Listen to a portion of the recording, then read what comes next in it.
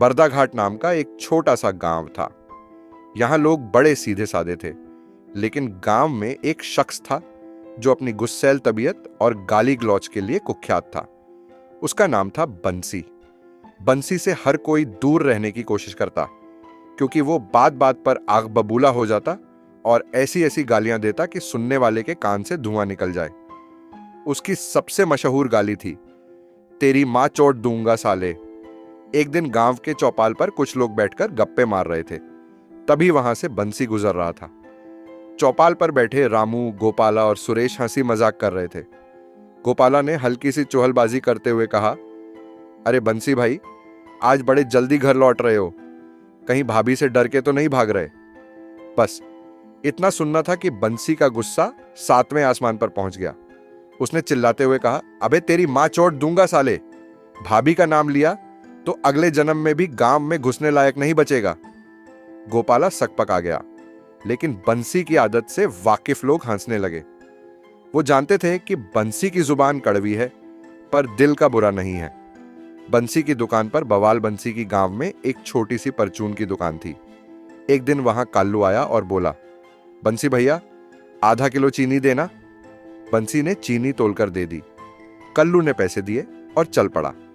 तभी बंसी ने देखा कि कल्लू ने 1 रुपया कम दिया है।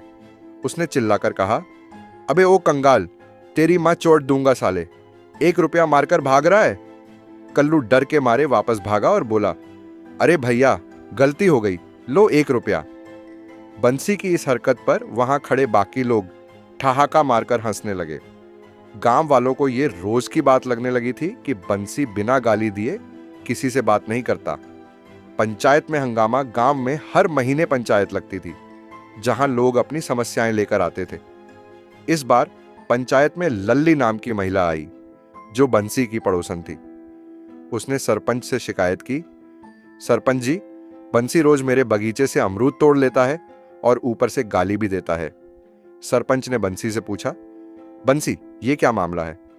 बंसी ने बेपरवाह अंदाज में जवाब दिया, अबे ओ सरपंच, तेरी मां चौट दूंगा साले। अमरूद का पेड़ मेरे खेत के पास है, तो 2-4 अमरूद ले लिए तो क्या आफत आ गई? सरपंच ने गुस्से से कहा, बंसी, तू यहां पंचायत में भी गाली देगा? सुधर जा, नहीं तो जुर्माना लगेगा।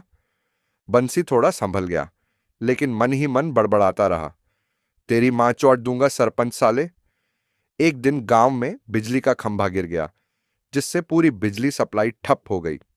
गांव के लोग परेशान हो गए। सबने मिलकर खंभा ठीक करने की योजना बनाई, लेकिन किसी में हिम्मत नहीं थी कि इतनी भारी भरकम खंभे को उठाए। तब बंसी आगे आया और अपनी ताकत से खंभा खड़ा कर दिया। गांव वालों ने उसकी खूब तारीफ की।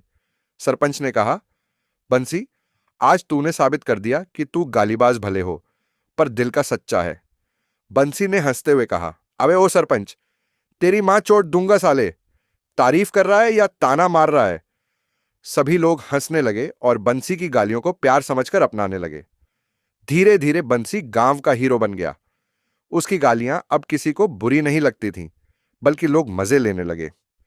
बंसी की गालियां सुन सुनकर गांव में एक नया चलन बन गया। गाली देना अब हंसी मजाक का हिस्सा बन गया था।